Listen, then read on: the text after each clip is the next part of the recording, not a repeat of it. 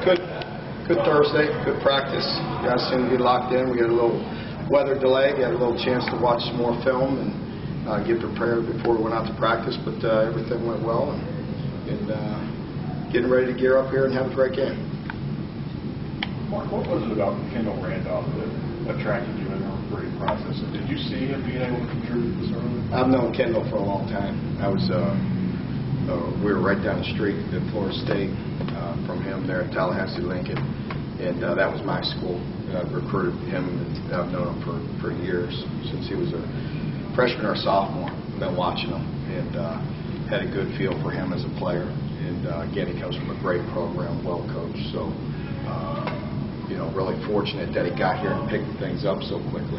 You knew he was going to be a real good player, but like I tell you all the time, you never really know how quickly guys are going to pick it all up. Yesterday he said that he thought you guys were meant to be together. That's what I told him during recruiting. Let's see how he feels after a while. No, the honeymoon's over, right? No, I love him. He comes from a great family. He's a great kid, and he's a joy to coach. Like I said, I have known him, and I was awfully glad to get him to come to Kentucky. As you know, at that point we were getting squeezed for numbers.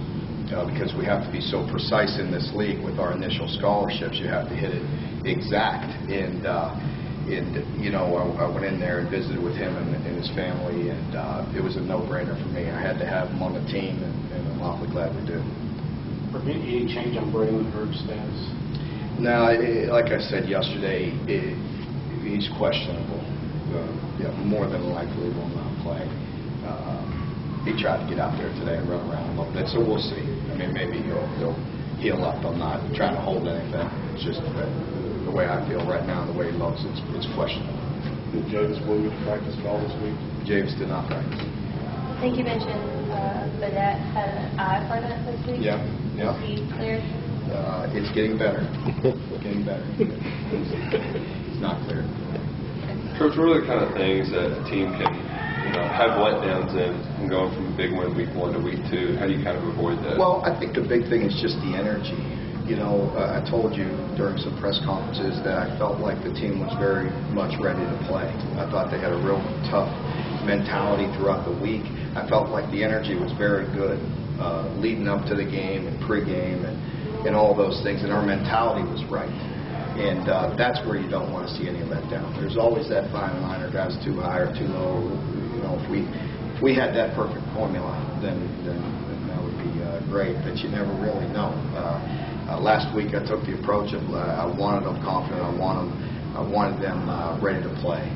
So I kind of was a little bit looser, and guys seemed to play better. So I hope we have the same eagerness to get out there and play, and the same enthusiasm. So I expect that we will. They've had a great week of practice, so I just don't want any letdown mentally. Did they approach the week of practice mentally like the way you wanted them to? Yeah, it's been a very good week. Yeah.